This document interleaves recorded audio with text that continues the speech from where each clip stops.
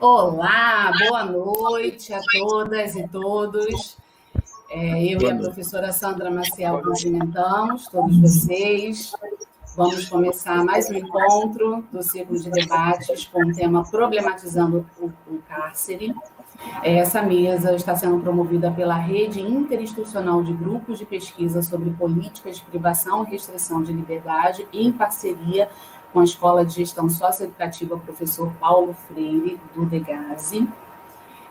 A rede criou esse canal e vem disponibilizando debates e apresentações de pesquisas realizadas no âmbito da privação e da restrição de liberdade.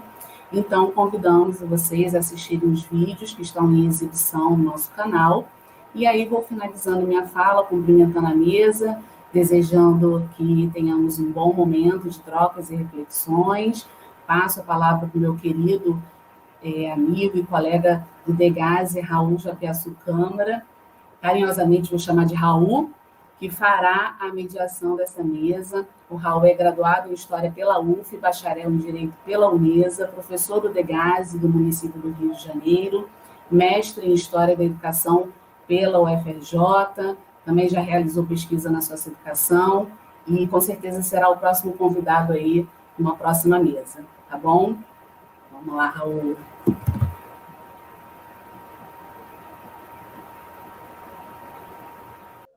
Obrigado, Bianca Veloso e Sandra Maciel, pelo convite. Obrigado pela confiança. Eu estou um pouco apreensivo, né? Porque é uma mesa dessa com pessoas de peso, colegas de trabalho e pessoas que eu admiro. Também estou doido para ouvi-los. Vou fazer uma apresentação rápida, se possível, porque o currículo deles é grande. Eu vou apresentar a Flávia de Abreu Lisboa, ela é psicóloga do Sense Dom Bosco, professora, mestre em psicologia pela UFRJ e doutoranda em psicologia pela UFRJ também. Aderaldo Gil, né, como é conhecido, Aderaldo Pereira, ele é graduado em História, da minha turma da UF, né, especialista em História do século XX, África e do Negro no Brasil pela UCAM. Mestre e doutor em Educação mestre pela UERJ, né, e doutor pela UFRJ em Educação. Professor do Degase e da FATEC e atualmente pós-doutorando, né, E Lívia de Souza Vidal, mestre em Educação pela UF em 2017 e em Meio Ambiente, Desenvolvimento e Sociedade pelas universidades UCL e ULG, na Bélgica, em 2008. Membro e fundadora do coletivo Mulheres de Pedra e atual diretora da Escola de Gestão Socioeducativa Professor Paulo Freire, do Degase. Nossa chefe aí. Desculpa o meu comentário, mas olha a responsabilidade. Eu passo a palavra, Aderaldo, uma das damas, né, Aderaldo? Vamos ceder, sempre sendo cavaleiro. Flávia, começa? Sim, obrigado. Acertei as apresentações, tudo bem? Tudo certinho. Muito obrigado. Boa noite a todos e todas.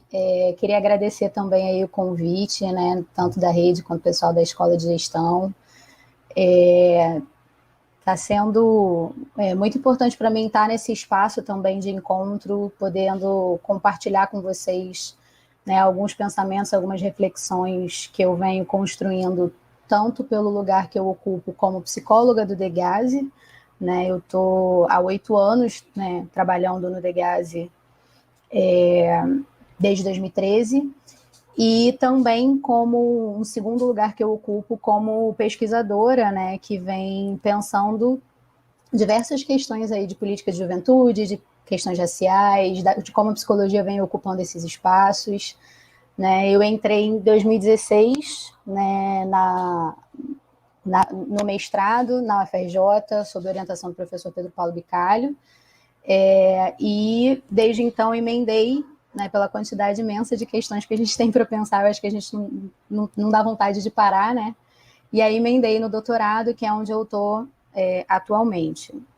Eu pensei muitos caminhos aí para a gente pensar, né, privação e restrição de liberdade, as questões de juventude, as questões do racismo. Fiquei pensando se eu caminharia pela própria questão da psicologia e das construções epistemológicas da psicologia, de como isso muitas vezes não contempla o racismo e como quando a gente vai para a atuação no Degase, né, isso fica muito evidente, como as questões que surgem ali nos atendimentos, né, na forma de atuação, são outras, que a psicologia historicamente não dá conta, não contempla. Hoje a gente já tem um outro movimento diante disso, né, já tem muitas questões aí de uma psicologia preta, de uma psicologia voltada para as questões raciais e seus efeitos nos processos subjetivos cada vez ganhando mais visibilidade, né? Mas eu decidi falar um pouquinho da minha pesquisa de mestrado, que caminha por algumas reflexões que são diretamente vinculadas com a questão da privação de liberdade. Quando eu entrei no Degase, eu lembro de ter um incômodo muito forte, porque eu encontrava dois discursos muito distantes, né? Ao mesmo tempo que eu lia livros de muitas definições da psicologia e as próprias definições jurídicas de pensar a questão desses adolescentes em conflito com a lei, né? A partir de perspectivas que buscavam explicar uma lógica de conflito, sempre muito individuais, sempre numa perspectiva de que esse adolescente teria ali alguma situação de crise, alguma situação de alguma certa rebeldia. Quando eu chego no Degase, isso se reforça muito, né, nas falas de muitos profissionais, tanto da equipe técnica quanto de agentes, de vários operadores do sistema, né, de pensar como esses adolescentes não respeitam regras, não têm limites, e a gente via um discurso muito forte reforçado nesse sentido. Ao mesmo tempo, quando você entra para trabalhar no sistema, a gente também se depara, né? Por um lado, a gente tem esse discurso de que esse adolescente está em conflito com a lei, por ter descumprido uma lei, e tem esses discursos muito evidentes de que esses adolescentes não sabem cumprir regras nenhuma. Aí, quando você entra para trabalhar no sistema, e a pesquisa de mestrado, né, ela se voltou um pouquinho para essa realidade de convivência dentro das unidades de privação de liberdade, a gente fez entrevistas e grupos com adolescentes das unidades de internação, né, da capital do Rio de Janeiro, e a gente foi mapeando e conversando com os adolescentes sobre essas relações das convivências. A gente passou por entrevistas e grupos de adolescentes, né, das diversas facções, né? Então a gente conversou com adolescentes de Comando Vermelho, de Terceiro Comando, na época dos Amigos dos Amigos, e também dos adolescentes que a gente define ali como seguro ou convivência protetiva, porque de alguma forma eles têm alguma questão que precisam desse espaço de proteção por não poderem estar no convívio com os adolescentes. Né? A grande questão que vai aparecendo nas entrevistas e que me motivou a estar nas unidades de internação, mas que isso aparece em diversos espaços do sistema, na restrição de liberdade, aparecem também no sistema prisional de maiores e aparece também em alguns territórios, né, de favelas e com a relação com o tráfico, a gente se depara com uma relação de regras, né, muito próprias dos adolescentes, que vão organizando a convivência desses adolescentes dentro das unidades, né? Então, a gente se depara, por exemplo, com... E na pesquisa eu pude sistematizar um pouquinho essas regras de convivência que se tornam tão rígidas e tão fortes que eu até tenho chamado de Estatuto dos Adolescentes, né? Que eles organizam quem pode ou quem não pode estar no convívio, por exemplo, adolescentes com ato infracional de estupro, adolescente com ato infracional de assalto a ônibus, eles não são permitidos pelos adolescentes, então eles estão, né, normalmente divididos nesses alojamentos de seguro ou convivência protetiva. Homossexuais, filhos de polícia, filhos de milícia também são adolescentes que não podem estar na relação de convívio. Mas a gente também vai ter regras, por exemplo, que organizam a relação dele com os agentes socioeducativos, né? E aí nas falas dos adolescentes, né? Você não pode abraçar o papo de funcionário, você não pode apertar a mão de funcionário, né? Ou então quando organiza, por exemplo, a relação com outros adolescentes de outras facções, né? E aí na fala dos adolescentes, se eles roncarem, se roncar para nós, a gente tem que roncar de volta, né? Numa linguagem de provocação.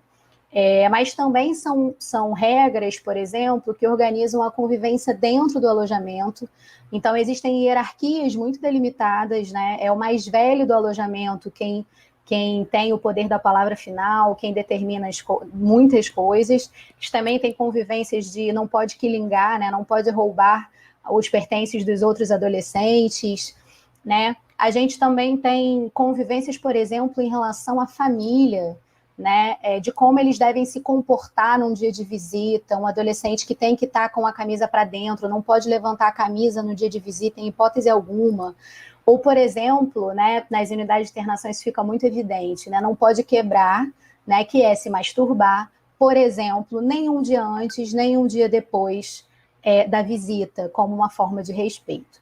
Então, a gente se depara com esse conjunto de regras, né, a grande maioria dos adolescentes entende a importância dessas regras e também na linguagem dos adolescentes eles falam que essas regras são necessárias para que tudo fique ritmado, essas regras são necessárias para que não vire fanfarronagem. Então você percebe uma compreensão e até uma necessidade que eles enxergam, né, na existência dessas regras, e ao mesmo tempo você também vai conhecendo, e na pesquisa isso fica muito, eles chegam e descrevem, eu consegui sistematizar um pouquinho isso, como eles têm formas de julgamento e de sanção para aqueles que descumprem esse estatuto. Então eles têm o circulado ou o desenrolado, que é quando eles se reúnem, aquele que é acusado fala, né? Quem acusou e quem está sendo julgado ali naquele momento tem oportunidade de fala, todos eles que estão ali têm o poder de voto, a palavra final é do mais velho do alojamento, às vezes isso acontece dentro do alojamento, mas às vezes isso acontece também quando eles ligam a chapa, né, e se comunicam com todos os alojamentos da galeria, né? Então a gente se depara com adolescentes que estão criando regras, cobrando cumprimento a regras, fiscalizando o cumprimento a regras, né? E assim, quando a gente traz essa sistematização, a gente vai ter muitas justificativas de por que isso, mas eu acho que o que eu queria trazer para hoje é que a gente precisa trazer um deslocamento dos discursos, né? E aí a minha pergunta para os adolescentes, que é isso, né? Adolescente em conflito com a lei, que cria leis, cobra respeito a essas leis. De que conflito a gente está falando?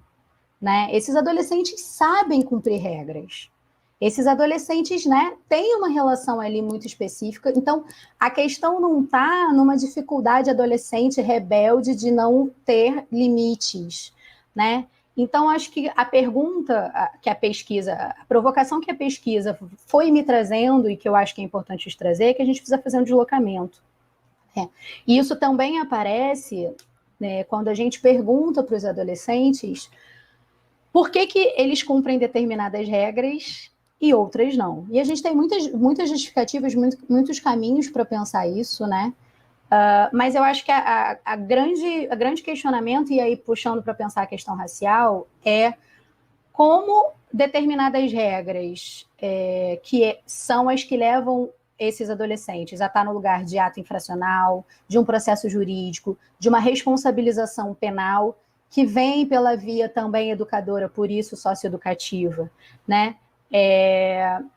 Mas essa responsabilização do adolescente, ela vem por um caminho muito individualizante e que não contextualiza a questão inversa, né? Como que essa outra lei, que é a lei que eles descumprem, ela é uma lei que é construída e representada pelo Estado. E aí, é uma lei que muitas vezes, essa existência desse estatuto que faz com que a gente perceba, bom, esses adolescentes sabem cumprir regras, mas eles não cumprem a regra do Estado. Então, quem é esse Estado? Que Estado é esse? Né? E como esse Estado, historicamente, vem se relacionando com esses adolescentes, né? Que aí a gente vai para os dados históricos, que são os adolescentes que estão dentro das unidades de internação. Quem é o sujeito do sistema socioeducativo? São os jovens negros, são os jovens pobres, são os jovens que, historicamente, né, são categorizados como uma ameaça social.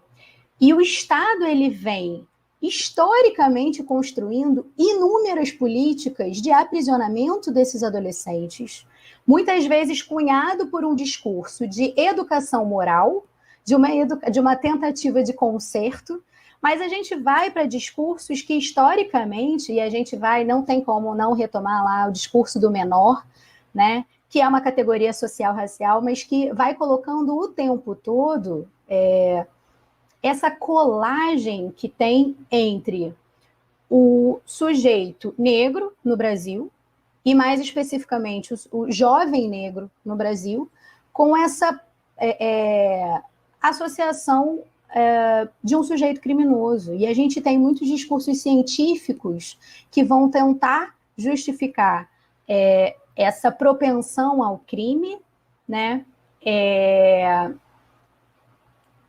Mas a gente vai percebendo como vai se construindo uma relação que o próprio... Gente, o autor de Necropolítica,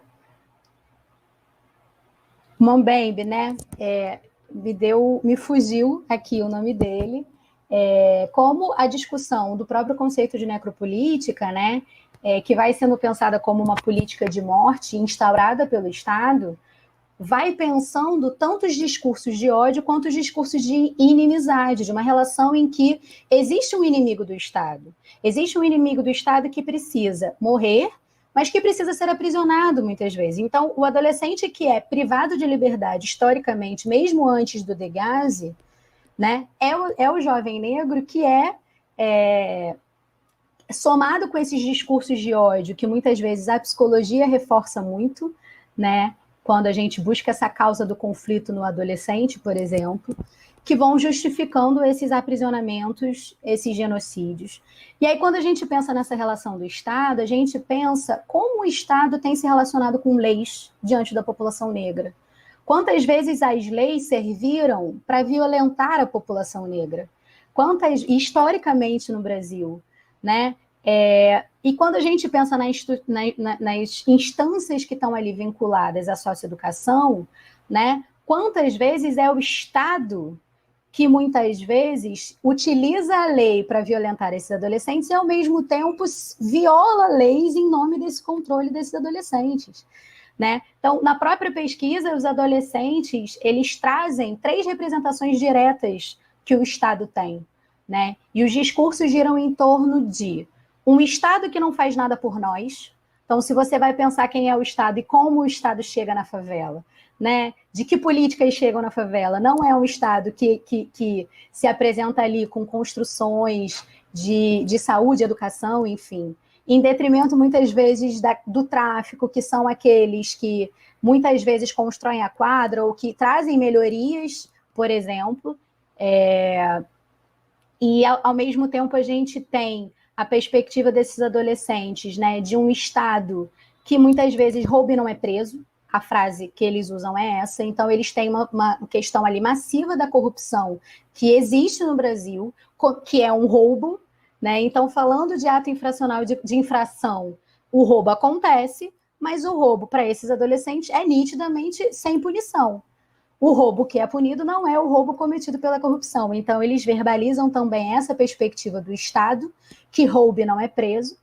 E a terceira representação do Estado para esses adolescentes é uma representação da figura da polícia, né? Que é uma figura que entra na favela e mata inocente, entra na favela e invade casas sem o mandado de busca, ou seja, infringindo muitas vezes legislações. Então, a polícia, que seria uma representação da lei, muitas vezes ela própria infringe leis, né? Sem querer, eu fechei aqui o microfone. Em nome desse controle, né? Então, assim, Thalita colocou aqui a discussão que eu fui cunhando foi exatamente essa, Thalita.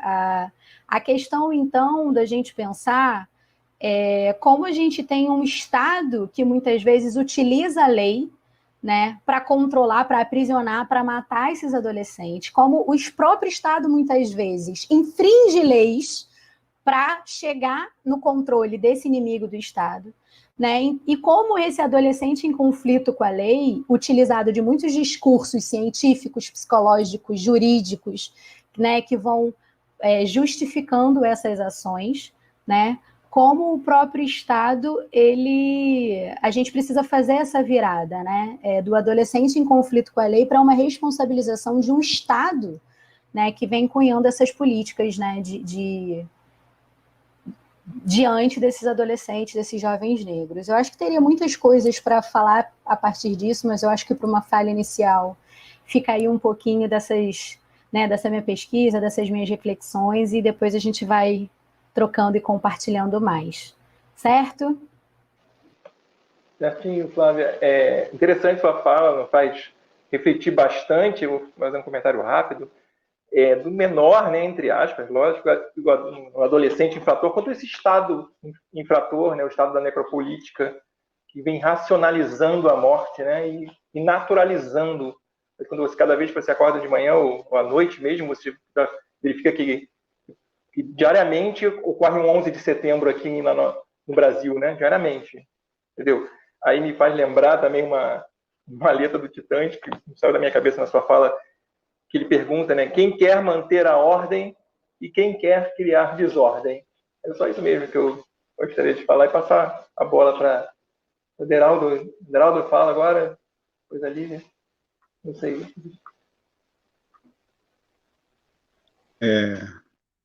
Eu queria agradecer o convite, né, a Bianca e a Sandra, por essa oportunidade. Também fazer aqui uma saudação, uma solidariedade àqueles que estão indo por causa da Covid, né? Uma tragédia que está acontecendo no país. Nós perdemos umas pessoas muito próximas da gente. O marido da Flávia Lopes, que é nossa colega, o Sandro, e, sobretudo, em relação à socioeducação, a perda da Lenita Mota, sem dúvida, grande companheira de luta em defesa da socioeducação. E, inicialmente, colocar que o nosso contexto, que a gente vive, um contexto político, econômico, social, nesse momento de pandemia e com esse governo negacionista, de ataque à socioeducação. Socioeducação, ela efetivamente está diante de um contexto muito ruim, né? Até porque os grupos políticos que estão em torno do governo, estão encastelados lá no Planalto, são os mesmos que atacam, né, as leis em benefício da socioeducação, né? Desde a Constituição de 88 até o desdobramento dela, o ECA e depois o SINASE. São grupos que promovem o uso do método da violência e o uso da prática do armamento, né, como instrumento de contenção, né? Então, nesse contexto, a nível tanto federal quanto estadual, já que o atual governador também é alinhado política, ideologicamente, ao governo federal, nós estamos diante de um quadro de ataque à socioeducação, né, e aos direitos humanos. Então, nesse cenário aí, obviamente, é muito problemático, né?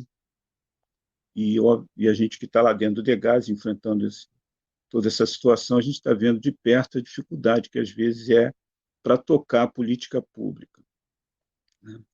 Mas eu queria começar, assim, como o tema é um tema que eu trabalhei, de uma certa forma, no mestrado, né? Eu já defendi isso em 2007, foi Movimento Negro e a Juventude em Conflito com a Lei, foi o título, né? Orientado pelo professor Luiz Cavalieri Basílio, na UERJ, né, eu pude voltar um pouco a essa dissertação, né, e aí para dar continuidade, eu vou relembrar aqui uma citação que eu fiz como epígrafe de uma figura central na luta contra o racismo no Brasil, que é o Abdias Nascimento. Né? Então, Abdias disse assim, criticando o mito da democracia racial: a democracia racial, contudo, não conseguiu até agora esconder as favelas, cortiços, mocambos alagados, as várias manifestações dos guetos afro-brasileiros.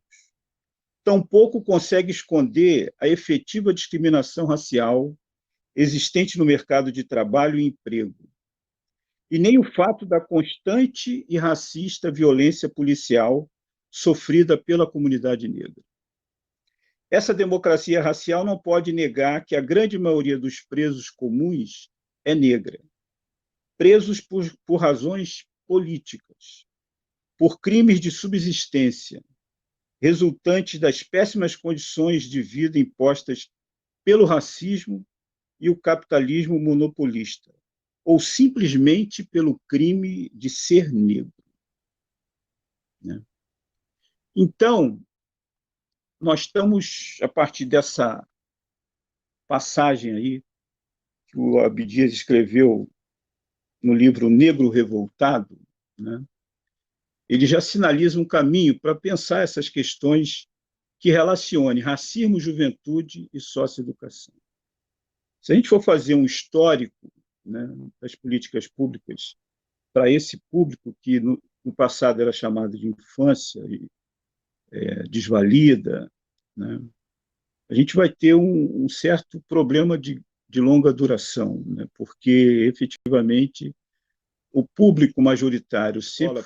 A gente tem críticas, né, de alguma maneira, e é preciso enfrentar a mudança que a escola tem que ter no sentido de atrair o jovem, de ter métodos que possam ter condições de discutir as questões raciais e também as diversas questões que estão na sociedade. Mas um pai e uma mãe em sã consciência não vai tirar seu filho da escola. Pode até, se tiver condições, mudar de escola, né? Então, essa é uma questão central na socioeducação. Adolescentes tutelados, né, precisam ter acesso à educação como um todo, à escolarização formal e à profissionalização, assim como apregoa o ECA, como apregoa o SINAD, né? E, de uma certa forma, quando isso não acontece, a socioeducação não está acontecendo, né? Ou, pelo menos, está muito capengando, né? Os números que eu trabalhei na minha dissertação foram números do início dos anos 2000, né? Através de um relatório muito bom, um relatório de pesquisa do Centro de Estudos de Segurança e Cidadania, o SESEC, né? O CAN. E essa pesquisa no DEGASE foi coordenada pelo professor João Trajano Centucé, né?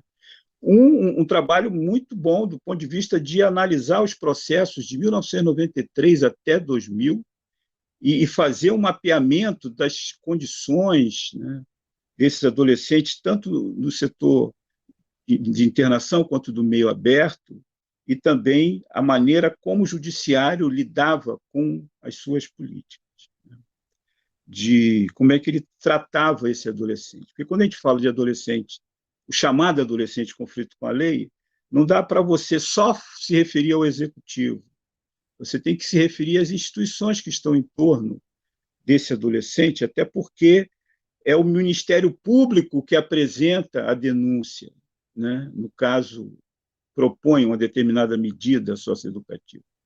E é o juiz ou a juíza que determina tanto a entrada quanto a saída, a medida, né, e a entrada no sistema quanto a saída. E nesse período aí da década dos anos 2000, nessa pesquisa, o judiciário teve uma atuação muito complicada do ponto de vista da política em defesa dos direitos humanos, porque, efetivamente, os juízes inchavam as instituições.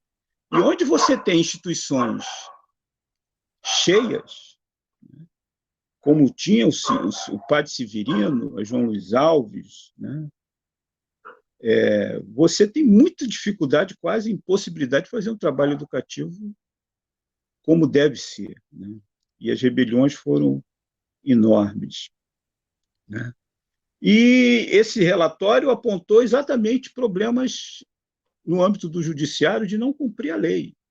O negócio de dizer que o adolescente, como disse bem a Flávia, está em conflito com a lei, esse é um termo questionável, porque antes dele estar em conflito com a lei, né, muitas outras organizações da sociedade, que a gente pode botar no guarda-chuva do Estado, né, mas estão em conflito com a lei desde quando era jovem, quando é criança, né? Não tem política de saúde, não tem política econômica, não tem política de emprego e tudo mais. Mas, efetivamente, isso foi identificado. Outra questão que foi identificado nesse relatório foi o grande número de adolescentes internados que não tinham o ensino fundamental completo, né? 90%. A maioria era ensino fundamental incompleto, grande parte, na época da apreensão, não estava nem na escola, né? E a expectativa, ao entrar no sistema, né, é poder vivenciar uma medida socioeducativa, no caso, se receber internação, né? Efetivamente, isso não acontecia como deveria. Primeiro porque o fato de ter instituições muito cheias, né, e uma escola, naquele período ainda, tentando se afirmar, né, a escolarização, a educação realmente ficou muito a desejar, né? Só que essa pesquisa cometeu um problema que poderia não ter sido cometido, né? Não tratou o dado racial. Tratou os dados de entrada no sistema, não tratou os dados de saída e não tratou o dado racial. Você tem aí uma pesquisa muito boa do ponto de vista da pesquisa e tudo mais, são pessoas que estão lidando com o tema há muito tempo, mas quando você vai ver sobre o dado racial, ele não aparece. A gente sabe, pela experiência e por outras pesquisas, né, que eu tive que fazer cruzamento, né, utilizando outras fontes, né,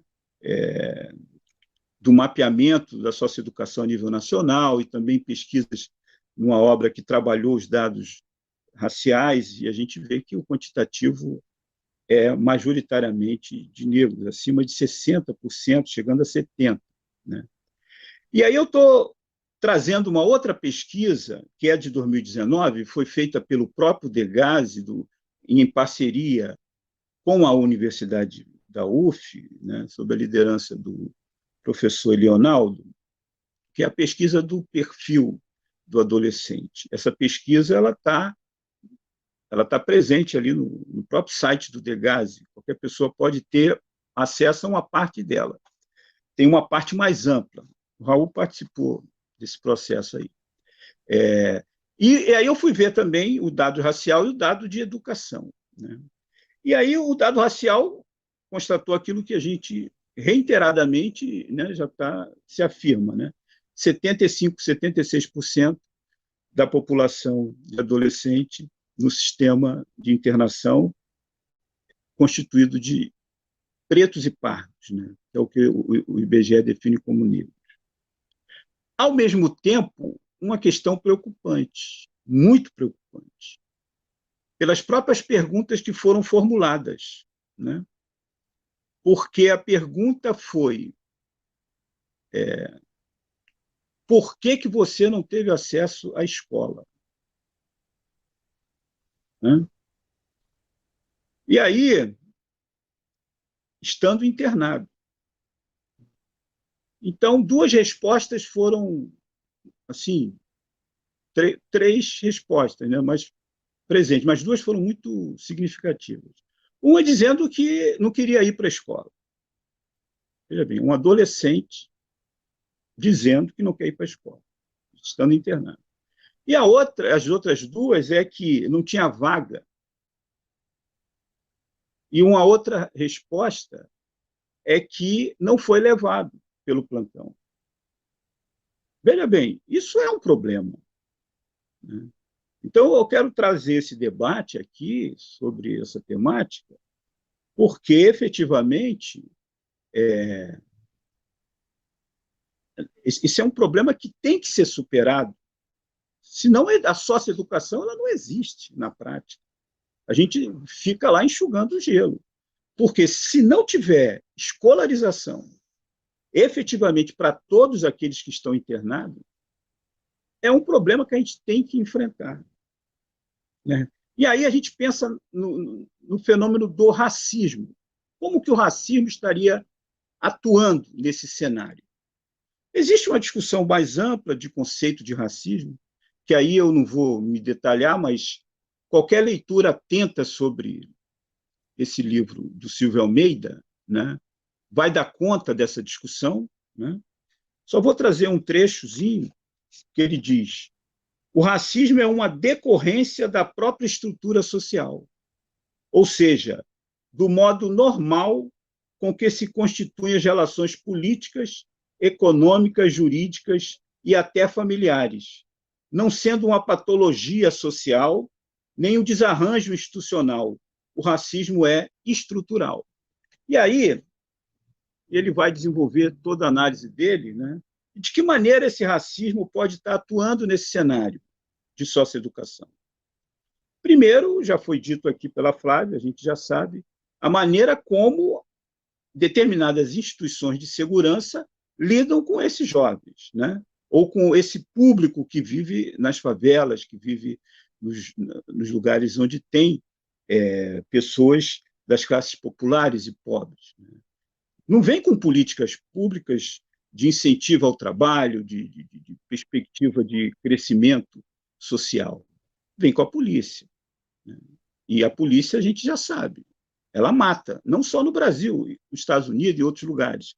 Muitos problemas que a gente enfrenta de racismo é um pouco comum às sociedades multirraciais e capitalistas. Mas, no caso brasileiro, ela é gritante porque o povo brasileiro é a maioria, o povo negro, né, chamado povo negro brasileiro, é a maioria da sociedade, né? E efetivamente, essas instituições elas atuam dessa maneira. O elemento, quer dizer, eles chamam de elemento padrão, né? O negro, o sujeito negro, ele é considerado o suspeito, né? É uma das formas práticas do racismo agir. Mas, ao mesmo tempo, as instituições elas reproduzem isso, né? E quando o Degasse, né, se torna, né, uma instituição que não consegue dar conta desse nó, e aí é um nó que tem que ser enfrentado, né, de que o adolescente que estiver internado ou que estiver na semi-liberdade, são adolescentes que estão na tutela do Estado, eles precisam ter acesso à educação. Na semi-liberdade, o acesso é a escola fora, mas na internação, a escola dentro, né? E aí, os números atuais, eu sei que estão bem menores do que os de épocas passadas, e foram coisas terríveis, quase 300, 400, a gente chegou a ter mais de 500 no Padre Severino, por exemplo, né? E uma escola que tem uma estrutura física determinada, né?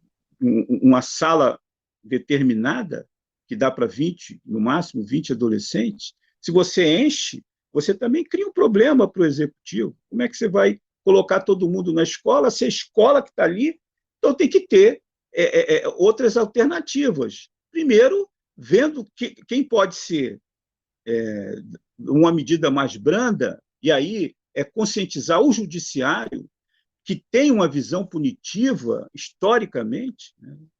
O judiciário é um dos responsáveis por esse cenário todo aí, e um ator fundamental, porque um juiz e uma juíza consciente dessa realidade pode contribuir muito para desfazê-la, por causa do poder que tem, né? E também das possibilidades que se abre a partir de que compreenda que o Estatuto da Criança e do Adolescente ele tem que ser orientado e ser colocado em prática para todas as instituições, né? E aí o Ministério Público precisa atuar, porque é o fiscal da lei. Então, se o adolescente cometeu ato infracional, o Ministério Público vai lá propor a medida. Mas se o Executivo não cometeu, o Ministério Público também tem que agir. E se o próprio juiz também não cometeu, o Ministério Público também tem que agir, né? Porque, efetivamente, as instituições que estão envolvidas nesse processo, elas precisam primar pela implementação efetiva das leis. Nós estamos no cenário, obviamente, de luta, porque, efetivamente, o Estatuto já existe há muito tempo, o SINASE também, e, constantemente, a gente está vendo aí propostas de rasgar o ECA e de propor redução da maioridade penal, propor arma para agente socioeducativo, que é um absurdo, né? Uma coisa sem nenhuma procedência do ponto de vista da legislação legal, do que está lá no ECA, no Estatuto da Criança. Socioeducação, o adolescente é um sujeito em desenvolvimento.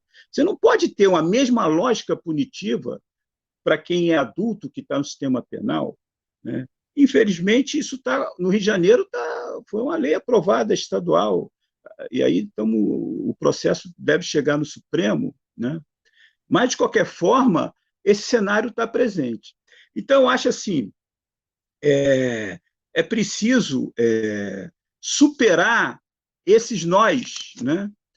E aí, eu analisando a minha pesquisa dos anos 2000, com os dados que eu obtive aqui de 2019, a gente vê uma certa continuidade, né, em muitos problemas. Primeiro, não se alterou o perfil, né, do adolescente. São negros, pobres, o ensino fundamental incompleto. 20 anos quase se passaram entre as duas pesquisas. Teve outras no meio do caminho, tiveram outras, mas estou trabalhando com a que eu vi. E o perfil é o mesmo. Ao mesmo tempo, os problemas também ainda, né, continuam. Existe agora aí um movimento no DEGAV de salas de leitura, que eu acho isso importantíssimo. A leitura é fundamental, né? Mas a escolarização tem que estar à frente de tudo isso, porque, efetivamente, vou repetir, nenhum pai, nenhuma mãe tira o seu filho da escola. Não tem essa opção de não ir para a escola, né? Porque a escola, por mais problemática que ela seja, por mais difícil que ela, mais problemas que ela tenha, ela é, na sociedade que a gente vive, algo fundamental para um ser humano jovem poder avançar na sua vida, né? Então, se o jovem adolescente está sob a tutela do Estado, ele tem que ter acesso a essa escolarização. Não tem saída para isso. Tem que ter. E quando o Estado, ou quando a instituição faz isso efetivamente, ela está contribuindo para o antirracismo, né? Ela está contribuindo para o antirracismo, porque muitos desses jovens lá fora não tiveram oportunidade de estudar e ali podem ter um espaço para poder sair dali com outra formação. Agora, se também não está contribuindo, aí está contribuindo com o racismo, está reproduzindo a lógica racista, né?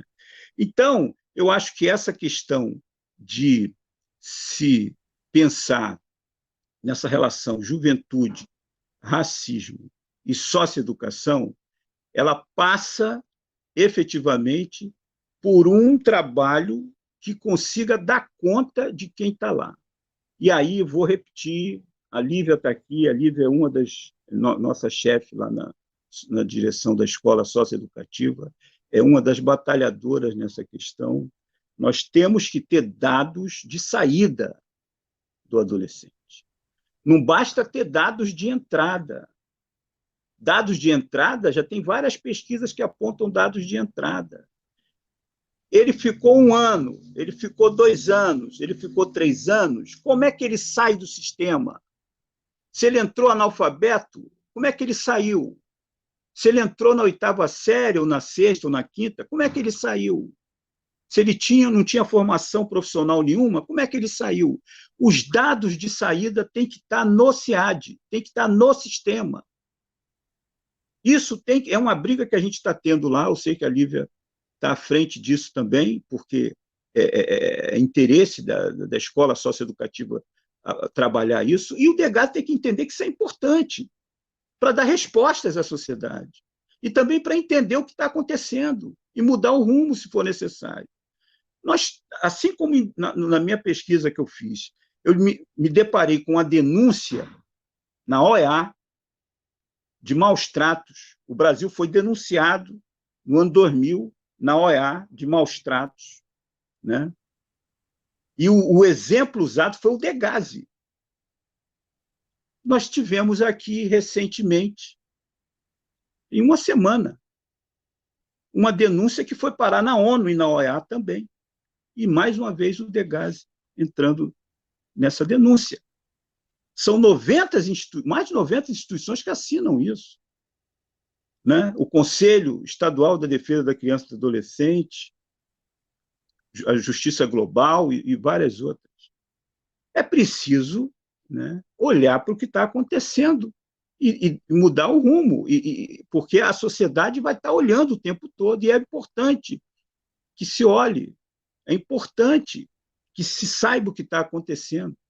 É importante que os alojamentos... Quem quer conhecer o que é uma instituição socioeducativa, tem que ir no alojamento. Entendeu? Os alojamentos, eles não podem continuar sendo as mesmas estruturas da FUNABEM, né? Terríveis. Os das meninas, eu sei que está legal. E os dos meninos? Como é que está isso? Né? E aí, veja bem, esses adolescentes, eles não têm porta-vozes diretos, né? Às vezes, a voz dele é a rebelião, né? Então, as instituições, nós servidores, que somos favoráveis à educação como caminho, né? As instituições da sociedade civil que defendem as leis da socioeducação, nós temos que estar vigilantes, cobrando, porque o resultado disso a gente já sabe, se isso não for feito direito. Ele vai sair dali, às vezes vai e volta várias vezes, né, a incidência, depois sai dali, vai para o prisional ou vai para o cemitério. Gente, os números são estarrecedores, né? Os mapas da violência que vêm desde o ano 2000, 2001, vêm cada vez mais batendo recorde. 2020 foi outro. E a pandemia, né, ela veio, né, para criar mais vulnerabilidade para quem já tem inúmeras vulnerabilidades. Ainda mais com esse governo que está aí, que é um governo que não tem uma política social, pelo contrário, colocou um neoliberal, né, no poder para enxugar o Estado e se deparou com uma pandemia, né, e não sabe o que faz, porque é negacionista e negou a ciência o tempo todo, vai sob pressão, e o povo brasileiro está morrendo. São mais de 300 mil mortos. Imagina, nesse cenário, como é que fica uma socioeducação, né? Então, acho assim, a luta é grande, entendeu? Nós estamos lá, vamos continuar lutando, enfrentando todos aqueles que são contra a educação, porque a educação é o caminho, entendeu? A gente vai estar lá e, enquanto estiver vivo, nós vamos estar enfrentando isso. E eu acho que educar é uma forma de se enfrentar o racismo. Porque para terminar, o campo da educação serve para enfrentar o racismo, pelo menos aí aprendendo com os meus personagens que eu pesquisei no doutorado, foi o professor Emetério José dos Santos, né? E agora, no pós-doutorado, na História, estou pesquisando o ativista do movimento negro do início do século, Vicente Ferreira. Naquela época, desde aquela época, tanto os educadores negros quanto as organizações negras, imprensa negra, defendiam a educação para seu povo, porque a educação é o caminho. Tanto é um campo que pode enfrentar o racismo a partir da revisão dos conteúdos, das ideias preconceituosas, estigmatizadas e mentirosas, como ocorreram anos sobre a história da África, que foram histórias completamente contrárias às pesquisas sobre a história da África.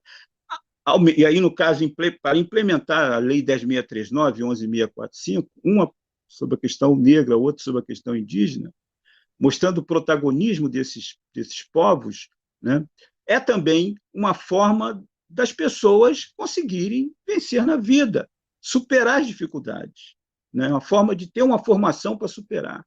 Esses dois caminhos, ninguém muda isso aí é parte do processo. Então, acho que a gente precisa continuar nessa luta em defesa da socioeducação, cada vez mais, ainda mais nesse contexto agora.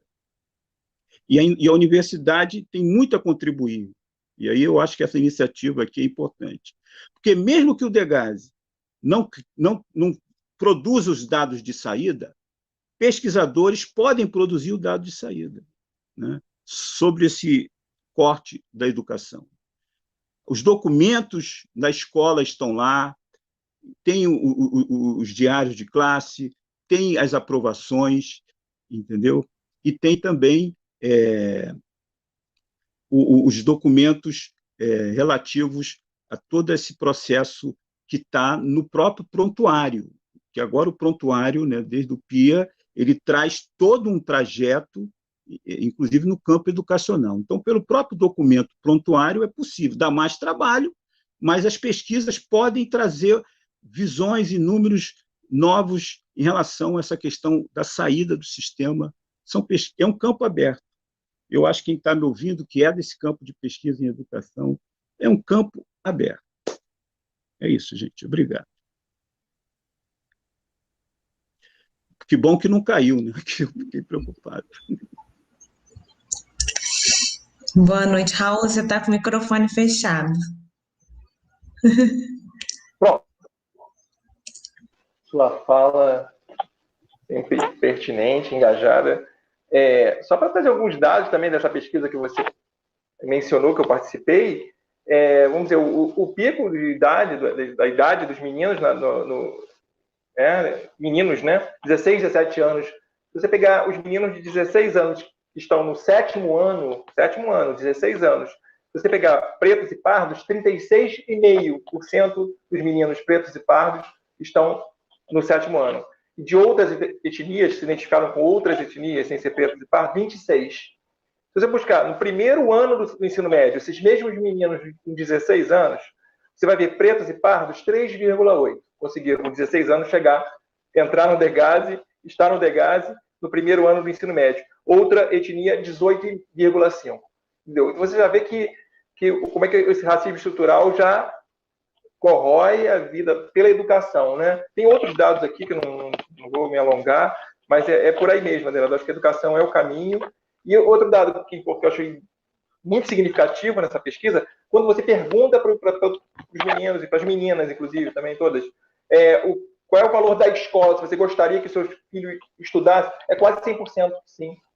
Foi um dado que foi quase 100%, 99,7%, eu não estou dizendo, mas foi quase 100%. Sim, eu quero que meu filho estude, eu quero que meu filho fique na escola. Mesmo que essa escola tenha os desprezado, né, nesse histórico, não estando na idade certa, entre aspas, né, eles querem esse caminho para o filho dele. Nenhum deles, não quero não, meu filho não tem que ir para a escola não, isso aí não serve para não. Foi quase 100%, se não me engano, foi 99, alguma coisa.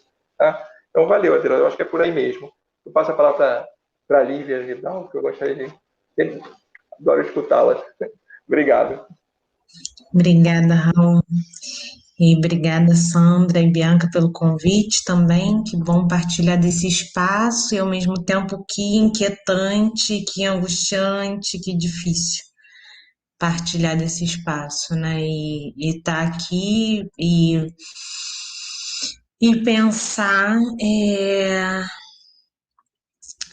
É isso, acho que é uma coisa bem que fica muito latejante para mim, muito pulsante, que é o racismo, ele não nasce no Degase, acho que isso está bem forte, reforçado, né, na fala da Flávia, na fala do Aderaldo,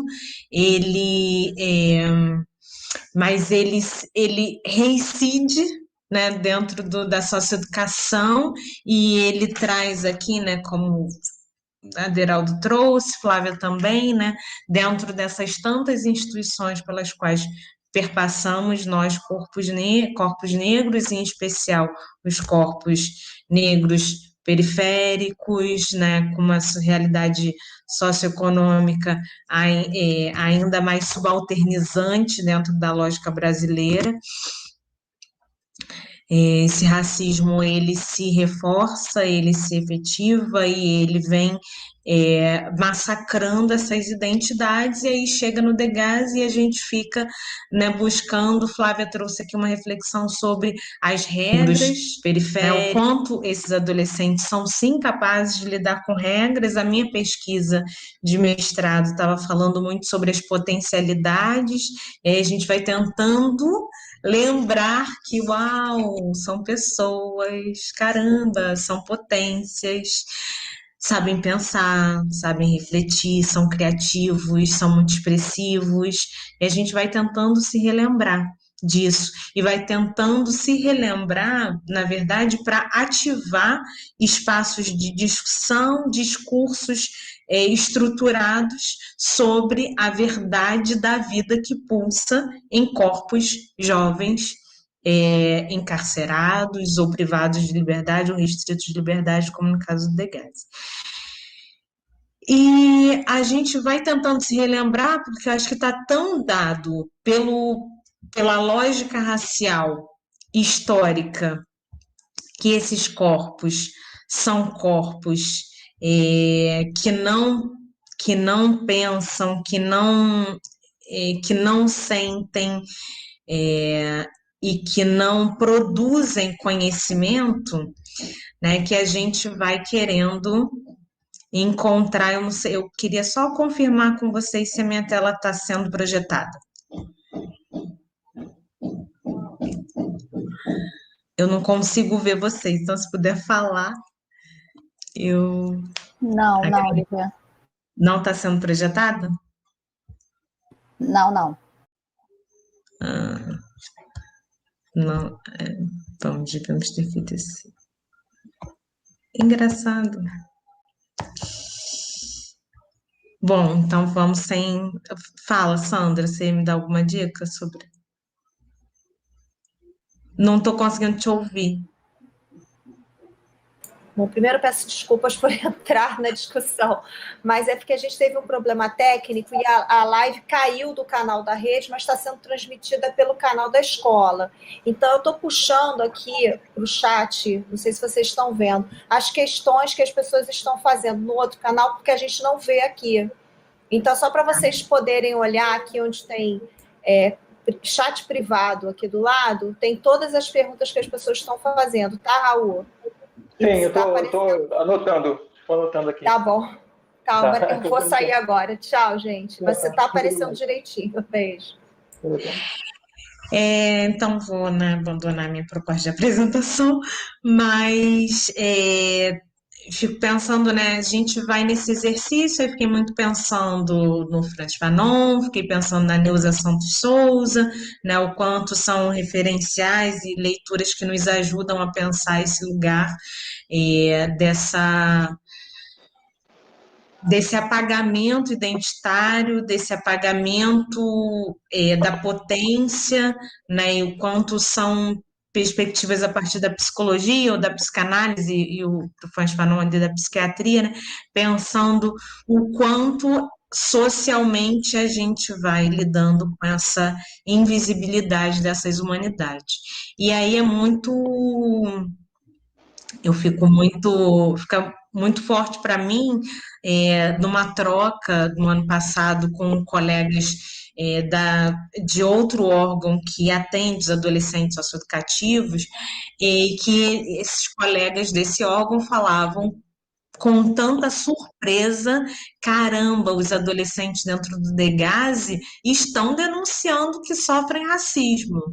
E eles falavam bastante surpresos, como se tivessem descoberto a pólvora que os adolescentes no Degaze sofrem racismo. E aí a gente se pergunta, não, mas assim, onde é que nós estamos? Porque se a gente está descobrindo agora que os adolescentes no DEGASE sofrem racismo, então é porque a gente não está conseguindo entender que esses adolescentes só chegaram no DEGASE porque existe racismo. A gente não está conseguindo entender que a instituição DEGASE é, inclusive, né, a gente fala isso, que é o terreno baldio das políticas públicas.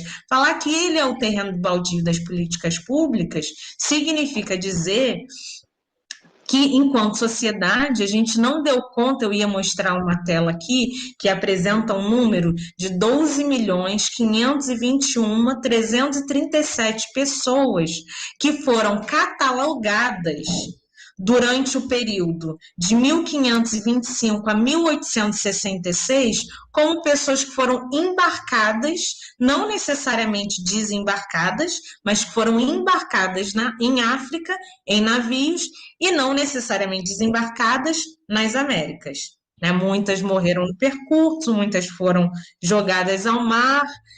As que chegaram sobreviventes vivenciaram pelo menos 300 anos de massacre. E aí a gente ainda não começou a falar em reparação. Né? Então, essa fala, né, que eu queria ter é um pouco assim, trazendo o quanto todos esses problemas que a gente vai tentando lidar na socioeducação e desejando encontrar soluções, né, e que nos angustiam muito, que nos tocam muito e que nos fazem sofrer muito, são problemas que tocam os socioeducandos, os socioeducadores, que muitos também são negros, os policiais militares e todas as populações que estão, de alguma forma, marcadas para morrer. Né? Marcadas para morrer porque a gente convencionou planetariamente, a gente convencionou no planeta Terra que algumas pessoas não valem, que algumas pessoas valem menos do que outras. E essas pessoas, infelizmente, estão convencidas, inclusive, dessa mesma coisa. Então, elas vão se auto-aniquilar e aniquilar o seu semelhante.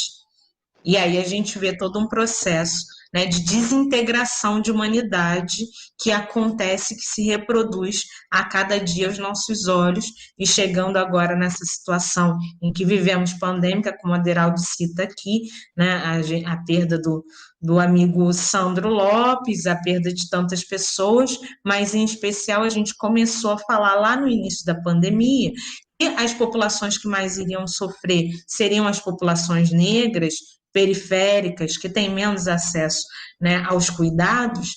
E aí eu me lembro muito de uma fala logo também no início da pandemia, ano passado, do Severino Ingoni, que é um dos reitores de uma universidade no Moçambique, e ele falava assim: o planeta agora está experimentando o que nós aqui chamamos dos tempos africanos do mundo. E o que são os tempos africanos do mundo?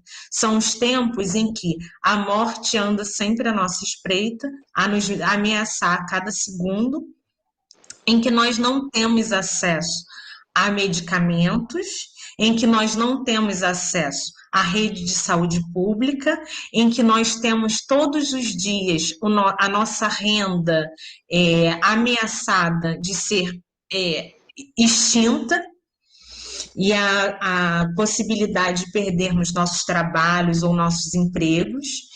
Então, ele foi trazendo vários dados que falam desses tempos africanos do mundo, que a gente poderia nomear aqui como os tempos negros, os tempos pretos do mundo, né? No caso dos brasileiros, né, que se identificam como negros brasileiros, porque também temos brasileiros que se identificam como africanos, né, e se reconhecem nessa identidade, nessa perspectiva de elo e de retorno, né? Como é que a gente fala, olha e sente esses tempos dentro da socioeducação, enquanto socioeducadores, enquanto socioeducandos, mas sobretudo pensando, isso foi uma das um dos processos para pensar lá o que é potencialidade e como a gente escuta e como a gente se permite ouvir a potência, ouvir e se conectar com a potência desses seres humanos que estão ali na condição de socioeducandos. E aí, logo num passo seguinte, né, eu fui dialogando com justiça restaurativa, com perspectivas, né, de conexão e de validação das diversas humanidades. E aí, logo no segundo momento, eu começo também a pensar, né, o quanto a gente ainda está numa perspectiva de que a todo momento vai ter um representante algoz que a gente vai poder confinar, controlar, interditar para que a vida flua. Mas enquanto a gente estiver numa perspectiva em que alguma vida precise ser confinada, controlada e silenciada, nenhuma vida, ou todas as vidas, ou nenhuma vida pode existir, ou todas as vidas estão correndo risco de serem confinadas, controladas e silenciadas. Então, como é que a gente pensa um processo de reparação e de restauração dos elos e desses vínculos sociais tão massacradamente marcados pelo processo de escravização, né, que ainda está latente, né, se a gente... E aí, assim, vou trazer uma fala bem rasa, né, que é uma comparação entre o processo de escravização e o processo reconhecido, porque eu estou falando... Estou trazendo uma fala rasa, né, porque não estou aqui... Enfim, vou só falar, não vou justificar. Quando a gente tem aí a Segunda Guerra Mundial e a gente tem o quê? Um espaço, um lapso de 5 anos, 10 anos, com muitas mortes, com muito massacre. E a gente tem todo um processo de publicização dessa dor, de validação dessa dor, universalmente, né, e de reconhecimento de que um povo que foi massacrado, que foi torturado, que foi encarcerado, que foi escravizado e que foi assassinado, precisa ser cuidado, precisa de políticas públicas específicas para ser apoiado, para que a sua humanidade se restaure, se restabeleça e para que ele consiga encontrar formas de estar no mundo de uma forma mais saudável. E aí a gente tem em comparação 300 anos de massacre num continente inteiro, e que não é só nesse continente das Américas, né, mas é no continente africano também. Então, vamos colocar aí que em 2 continentes a gente teve uma organização da aniquilação da vida e como política pública, inclusive, né, era uma política estabelecida de aniquilar vidas, de maltratar vidas, de massacrar vidas, e aí esse passivo a gente ainda tem dificuldade de olhar, a gente ainda tem inclusive dificuldade de reconhecer e se surpreender que o adolescente sofra racismo dentro do EGAS. Ele sofre racismo em tudo quanto é lugar, inclusive para ele nascer, provavelmente ele veio de uma experiência racista. Então, ele não sofre racismo no DEGAS. Então, como é que a gente vai, em que momento a gente vai conseguir olhar para isso como um compromisso coletivo, né, um compromisso coletivo de cuidado mútuo e de cuidado em especial dessas populações.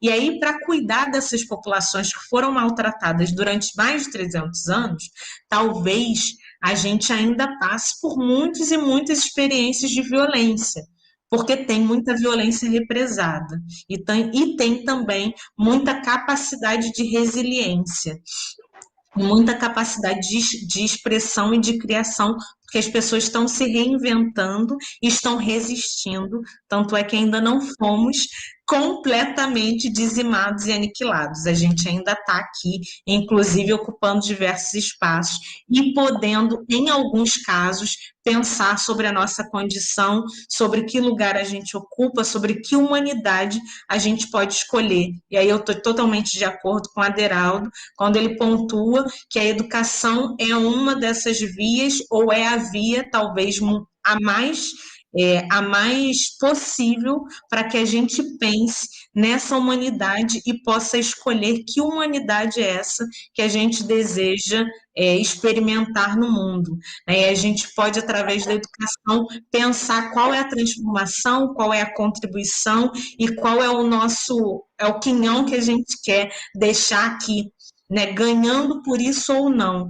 Tem pessoas que já fazem isso, e a gente está aqui tentando fazer também. E aí eu fico me lembrando um pouco do Fabian Ebussi-Bulaga, que é um filósofo de Camarões, que ele, dentre tantos outros, mas eu estou muito conectada à fala dele, ele traz a reflexão que talvez o ser humano é um dos únicos seres, né, que precisa aprender quem ele é a cada segundo. Então, uma árvore, ela não precisa aprender que ela é árvore. Ela não vai se questionar se ela vai ser borboleta, né, cupim ou terra. Ela é árvore. Mas a gente precisa, a cada segundo, aprender que a gente é humano e relembrar o que isso significa. Então, queria agradecer e vou fechar aqui, porque acho que eu já me estendi demais. Obrigada. Obrigado, Lívia. Eu vou passar agora com algumas questões, porque eu acho que o tempo já está, são 9h13, está chovendo onde eu moro aqui, não sei se vocês estão escutando, uma chuva forte. Vou ver algumas, uma questão da professora Juliana Venuto com o Aderaldo. Será que a lógica da suspeição, a descrença na palavra do adolescente e em suas possibilidades de mudar de vida poderiam ser pensadas como efeito do racismo, um racismo cotidiano não percebido? Tem uma da Tânia Vieira para a Flávia, bem complexa. Como a pergunta, né? Como a psicologia pode atuar no Degasse no sentido de pensar no trauma psíquico e dor que o racismo produz na vida dos adolescentes privados de liberdade? E tem mais umas informações na pergunta. A Gisele Otero fala que é preciso lutar por uma educação antirracista nas nossas instituições socioeducativas. E a Mia Califa faz duas informações. Os jovens detentos perdem anos sem ser socializados, apenas punidos. E ela faz uma afirmação bem polêmica aqui. A maior luta é em relação à pobreza. Ela bota a pobreza em toda maiúscula, em caps lock. As vítimas são famílias brancas e negras, embora o número de negros e pardos seja maior. É uma questão bem polêmica, para ver. A gente pode ficar com a Lívia, o Aderaldo, da Flávia, essa por ali, as afirmações. Tudo bem?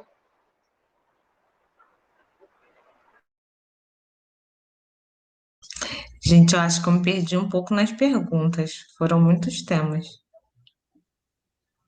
Uma para o Aderaldo, uma para a Flávia e duas afirmações. Não foi pergunta, da Gisele Otero e da Mia Califa. Quer que eu repita rapidinho? Não, eu fico para a próxima rodada, né? Tá, porque o horário já está, não sei se a gente vai até mais tarde, 9h30, 10 horas, não sei. Vamos lá. O horário limite. Por mim, eu estou adorando. Vamos embora. Entendeu, Aderaldo, sua questão da professora Juliana Venuto? Será que a lógica da suspeição... Eu entendi a pergunta. Dá ao mesmo tempo para responder também a outra afirmação. Né? Porque a outra afirmação ainda se alimenta da ideia de que não existe racismo no Brasil. Né? Porque... e aí, a gente precisa fazer algumas observações aqui, porque esse tipo de pensamento ainda existe no Brasil. Essa ideia de que no Brasil as relações não são relações raciais problemáticas, né? Que a sociedade brasileira construiu uma sociedade onde o racismo não é um problema, porque onde não existe racismo, não existe o problema racismo a ser enfrentado. Isso é uma visão que foi construída, né? Tem, assim, no campo do pensamento social, a referência é a obra de Gilberto Freire, Casa Grande Senzala.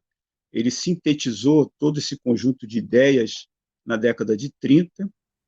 Isso foi passado para o sistema educativo, né? Durante anos e anos, o sistema educacional foi um agente dessa ideia.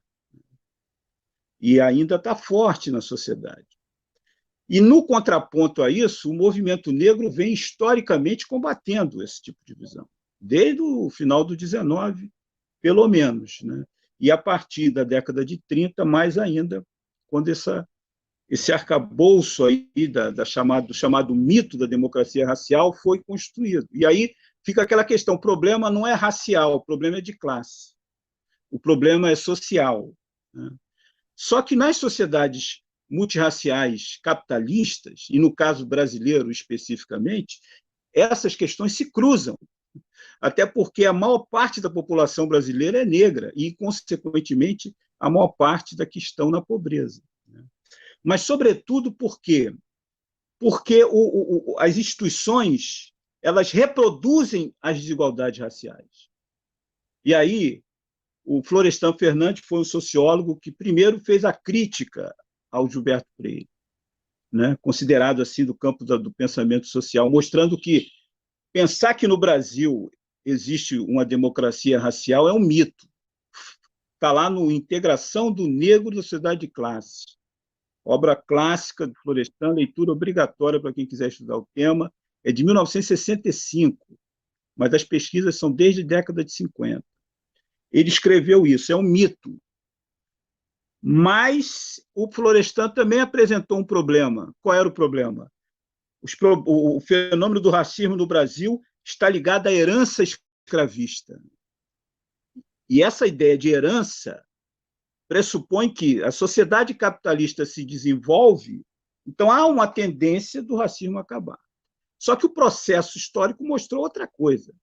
E aí a obra do Carlos Rosenbauer, de 1979, um clássico, Discriminação e Desigualdades Raciais no Brasil, fez um trabalho belíssimo.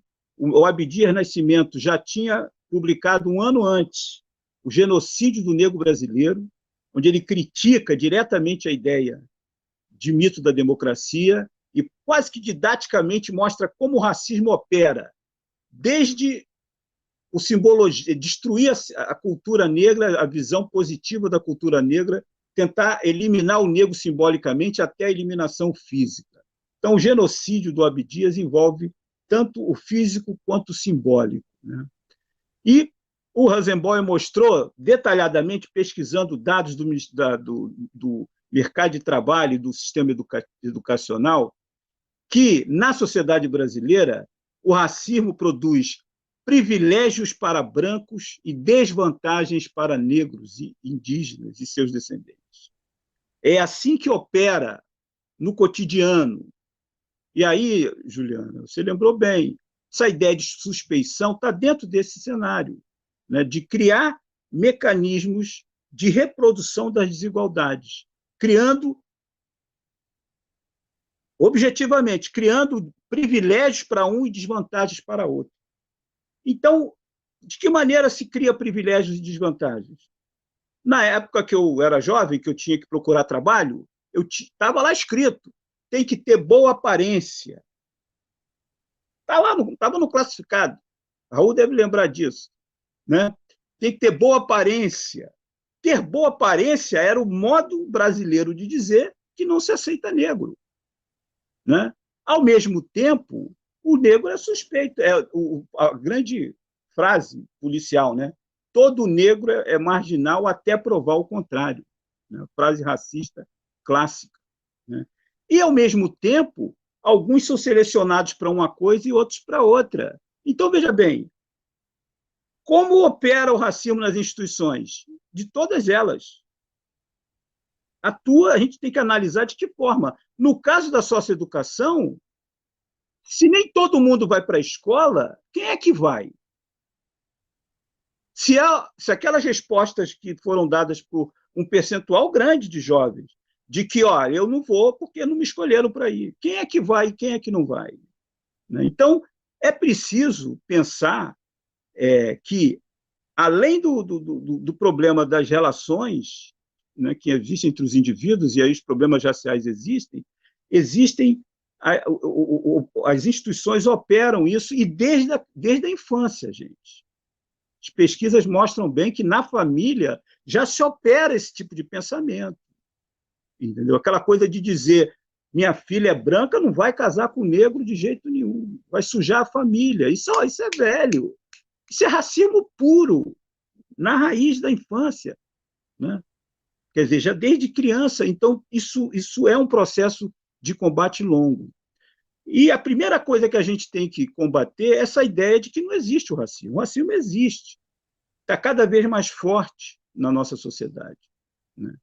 E não é à toa que até políticas públicas positivas beneficiam mais os brancos do que os negros. Nós temos exemplo aí das políticas dos governos Lula e Dilma, da chamada casa, como é que é a política da famosa de renda, né, distribuição de renda, né? Pesquisas mostraram que mesmo nesse cenário, quem se beneficiou mais foram os pobres, os brancos pobres. Os negros tiveram desvantagens. Isso ocorre porque é preciso intervir de forma estrutural nessa luta, como diz o Silvio Almeida. E aí, intervir de forma estrutural implica atuar no sistema educativo, implica atuar no sistema político, no sistema judicial. Gente, o Sérgio Adorno já fez essa pesquisa na década de 90, né, mostrando, e aí as pesquisas da Tula Pires são recentes e reforçam isso, mostrando o quanto o sistema judicial, o racismo atua de forma direta, entendeu? Nem todos os negros, a maioria dos negros, não conseguem ter acesso aos mesmos benefícios que a justiça tem para todo mundo, que está na lei, mas não atinge todo mundo de igual para igual, né? E aí, os processos foram analisados por a equipe do Sérgio Adorno, mostrou isso muito bem, né? E aí é só ler os textos e as pesquisas da Tula Pires, que trabalha nesse campo. Então, o sistema jurídico brasileiro é racista. E quem decide na socioeducação é o sistema jurídico. É ele que bota para dentro, é ele que tira.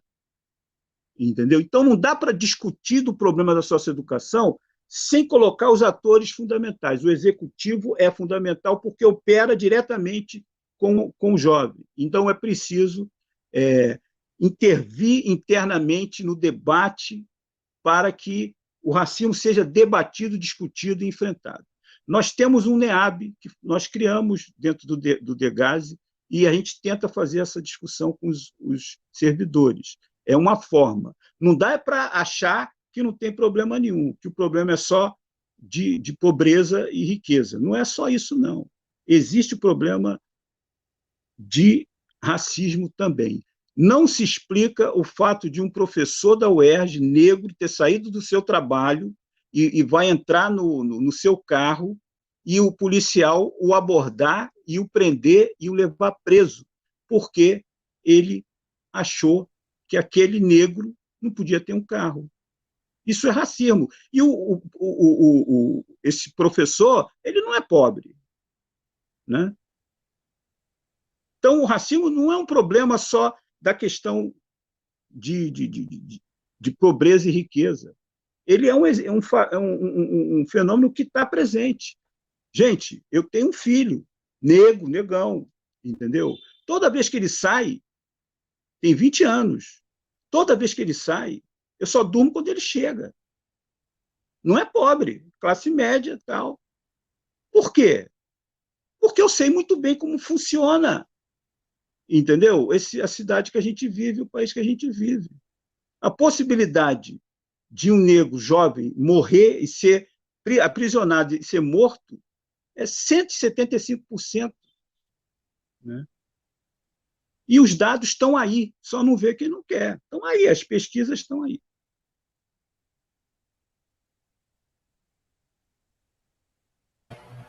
É isso aí. A Flávia também tem uma questão, né? Quer que eu repita, Flávia? Não, eu estou com ela aqui. É bem complexo, né? O chat, né? É complexa, mas ao mesmo tempo...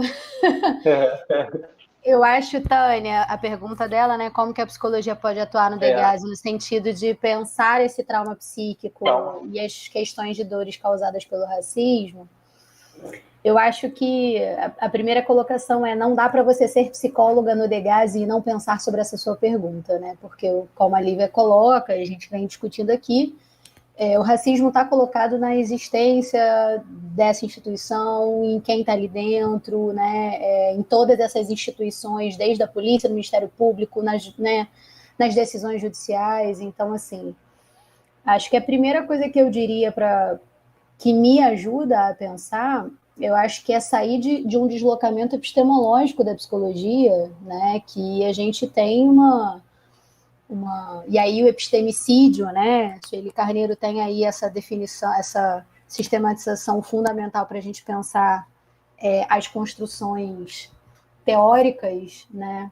Nas universidades e na formação da psicologia isso está muito presente. Quantos conceitos a gente tem para falar de processos subjetivos que são completamente descontextualizados com a questão racial, como a gente tem psicólogos e psicólogas que negam a existência do racismo, ou que negam que essa é uma questão fundamental de ser pensada, fora do sistema e dentro do sistema. Então, acho que a primeira coisa, quando eu busco visibilizar, né, a existência de um Estado em conflito com a lei, acho que é um começo dessa virada epistemológica, né? Porque quando a gente vai estudar adolescente em conflito com a lei pela via da psicologia, você vai ter uma quantidade imensa de discursos psicologizantes e individualizantes de processos subjetivos emocionais. Então, acho que quando a gente chega no DGAS e vai ouvir adolescentes que são constituídos pelos processos, né, do racismo, desde que nascem, toda a sua história, quando você ouve um sentimento de ódio daquele adolescente, e esse ódio, quando você vai... Né, acho que tem muitos caminhos aí para falar. Por exemplo, falar de sentimento para uma relação de homens negros que são, enfim, constituídos num processo de que não podem falar de sentimentos. Então, a primeira coisa, por exemplo, você já falou algumas coisas aí de acolhimento, de cuidado, mas, por exemplo, uma busca de falar de sentimento que já é um processo que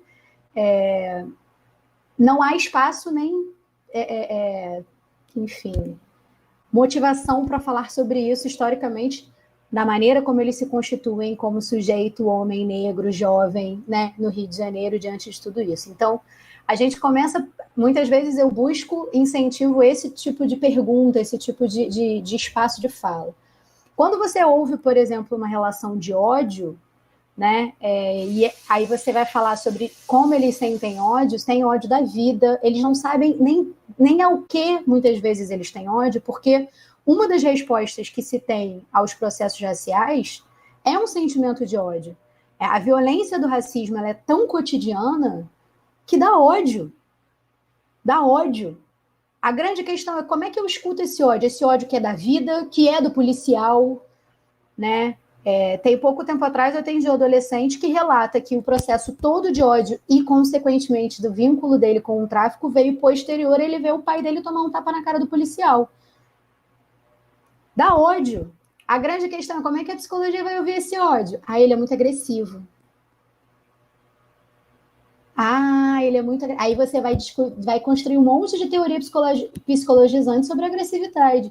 Cara, não dá para falar de ódio de um jovem negro sem falar de questão racial, sem falar de todo... Então, é um tipo de escuta. Então, assim, é uma virada epistemológica que vai transformando o tipo de escuta que a gente tem, né? Essas conceituações psicologizantes, por exemplo, dentro da questão do DGAS, eu tenho um caso que eu uso como exemplo, por exemplo, né, de um adolescente, na época eu trabalhava na unidade de porta de entrada, e ele chega na unidade de porta de entrada, a gente tem ali um espaço de acolhimento, e ele vai me relatando, né, ele começa com, se a gente for pensar os sintomas ali mais evidentes da psicologia, ele não consegue dormir, ele está ouvindo vozes, né, e aí ele vai relatando alguns desses sintomas, e aí conforme eu vou perguntando sobre isso, ele relata, né, por exemplo, que ele foi apreendido num baile funk, Ele relata que ele não tinha envolvimento com tráfico, acho que isso é uma outra discussão ao que cabe a psicologia, esse tipo de busca de julgamento em relação ao ato infracional. Mas a grande questão ele relata que teve uma operação policial, os adolescentes rolam né, o tiroteio, muitos adolescentes que estavam no baile funk com ele, outros jovens morrem, e ele é levado para a delegacia, algemado, dentro do carro, com os corpos mortos dos amigos dele. Ele chega numa instituição do Degase passando por uma violência que não é do Degase, é anterior, como o Oderaldo e Lívia já falam e evidenciam isso muito bem. E ele está sem conseguir dormir, sonhando com os amigos dele, ouvindo vozes, por um processo de violência que acontece em todo esse sistema. Ele sendo traficante ou não, esse tipo de violência não se justifica. Mas esse tipo de violência é naturalizado porque a gente está falando de um corpo que não tem valor de vida, que não tem valor de dignidade, que não é tratado por todas essas instâncias por esse lugar. E a grande questão é como muitas vezes eu estou ali numa escuta que eu vou o quê? Entrar num diagnóstico ali da escuta de vozes, sem associar como os processos raciais, como os processos de violência com essa juventude produzem esses processos emocionais. Acho que você falou mais embaixo aqui, até fez uma pergunta para a Lívia sobre essa questão da morte, né? Uma das discussões que eu tenho buscado me aprofundar, por exemplo, ali no doutorado, é como a gente pode pensar em processos subjetivos desses adolescentes na sua relação com a vida, na sua relação com o futuro, né? Quando a morte, e aí falando de necropolítica, falando dos dados do genocídio, é uma realidade concreta. Esses adolescentes têm experiências de mortes, às vezes pelo próprio corpo, por já terem tomado tiros, por já quase terem morrido muitas vezes, mas por já terem perdido amigos, parentes, né? A relação com a morte é uma relação muito concreta para esses adolescentes. Então, muitas vezes a gente vai falar, aí vai pegar o discurso da adolescência construído pela psicologia. A adolescência é a fase de preparação para o futuro. Que futuro? Como é que esse adolescente enxerga o futuro se ele tem uma relação concreta com a morte? Né? Então, a gente precisa construir, né, e fazer realmente, visibilizar cada vez mais os estudos que pensam os processos subjetivos da população brasileira, e a gente está falando da população negra, mas a gente também está falando da população branca, né? De todas as populações, porque o racismo atravessa todas as instâncias e todo mundo que faz parte dessa sociedade, e como a gente precisa entender o racismo como um vetor de produção de subjetividade, que é uma coisa que a psicologia muitas vezes não está aí. Né? E aí a gente pode, num outro momento, tem muitas práticas, assim, dentro dos meus atendimentos individuais que eu tenho buscado, essa questão mesmo do falar do sentimento, essa questão de como eu falo dessa dor da morte, né? Porque é uma dor que muitas vezes eles não falam, não podem falar com os outros adolescentes, não podem falar com ninguém, porque aí tem uma questão da masculinidade que pode ser colocada, então tem um espaço sobre isso, mas tem outros tipos de projeto, eu tenho montado e está iniciando um projeto, por exemplo, de autocuidado com esses adolescentes. A gente tem realizado alguns grupos lá, por exemplo, e que a gente vai discutir uma discussão de autocuidado ali pela higiene, né? E aí tem muitos processos dentro dessa questão desse jovem negro com as relações com o cabelo, como a instituição historicamente faz com que esses adolescentes raspem os seus cabelos, e aí falando de humanidade, quantas violências tem nisso. Ao mesmo tempo, quando você não raspa, você também não dá condição para que aquele adolescente cuide desse cabelo. E aí vem outros estereótipos que, além de criminoso, você tem muitos estereótipos, né, do sujo, do que é o cabelo que tem piolho, de um cabelo, né? Quantas coisas vão sendo reforçadas também nisso, e como é importante falar de autocuidado para um adolescente homem negro. Né? Quantos processos tem disso, para além do ensinar a cortar a unha, né? Ensinar a tomar banho, né? Quantas coisas. Então, é um espaço que eu tenho construído, assim, muito pensando nessa busca.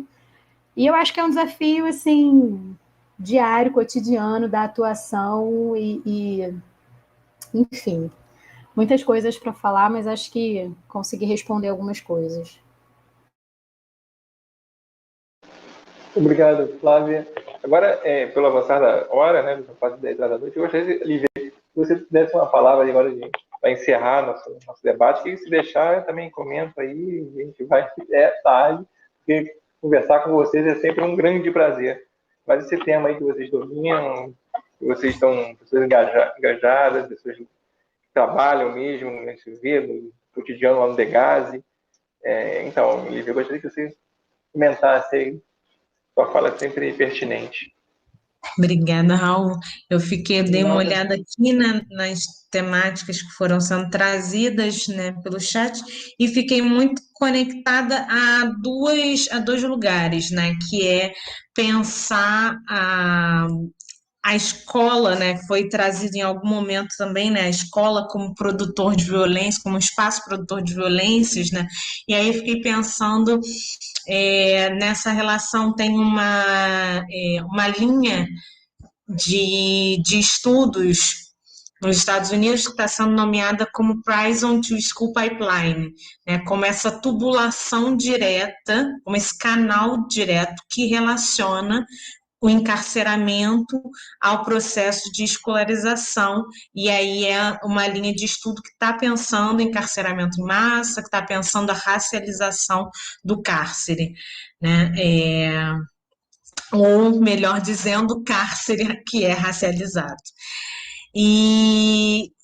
E aí, esses estudos isso me leva a pensar e a recordar de uma fala que eu fiz há uns meses atrás para profissionais do Degase e profissionais da DIESP, né, profissionais relacionados à diretoria, né, a essa coordenadoria que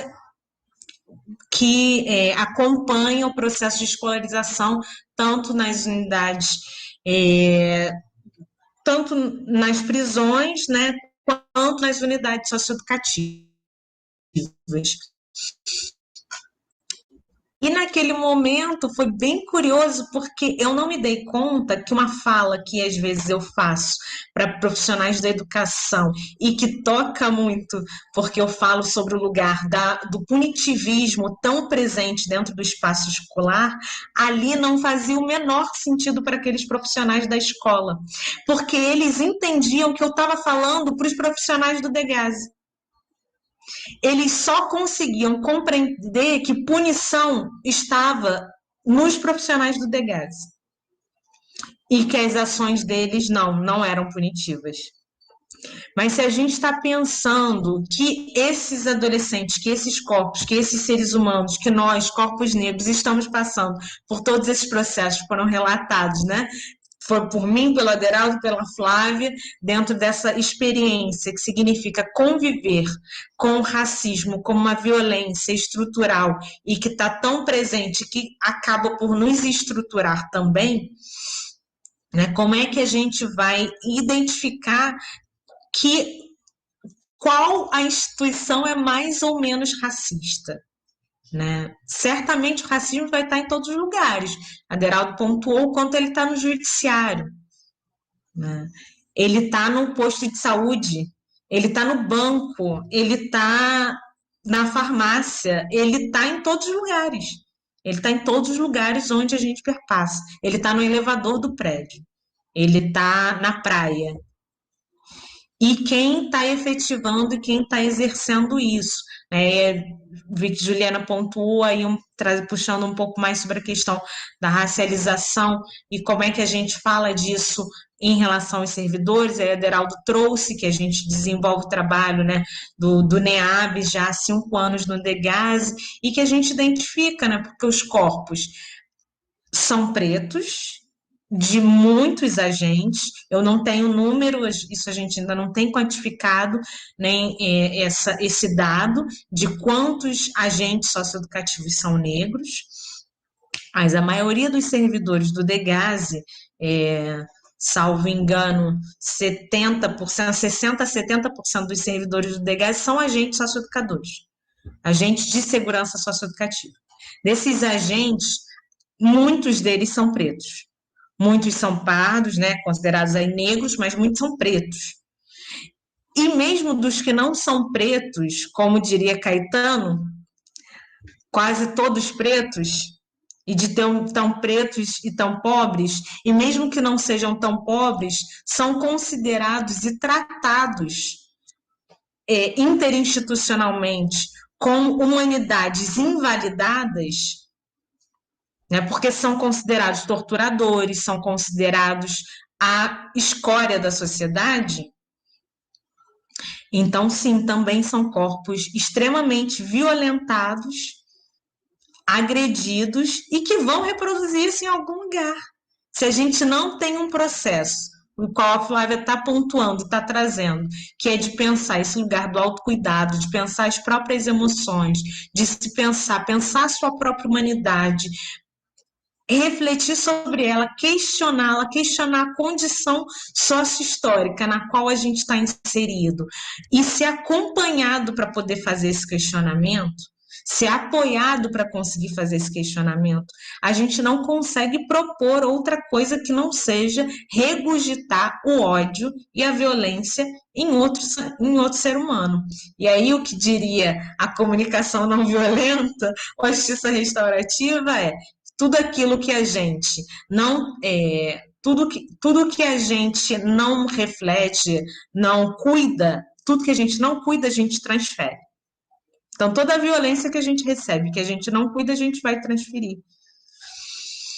E aí, uma das falas também era, né, como é que a gente faz para lidar com essa experiência? Parece que a gente veio apontando aqui algo que a gente vai segurar nas mãos lá dessas tantas humanidades que estão sendo silenciadas e dizer para eles, tentar provocar ações com eles, que sejam, vamos nos relembrar que somos humanos, vamos nos relembrar que valemos a pena, que merecemos viver, e, ao mesmo tempo, a gente vai cutucar e provocar quem está no lugar de responsável por essa política pública para olhar e compreender que o racismo precisa ser percebido como uma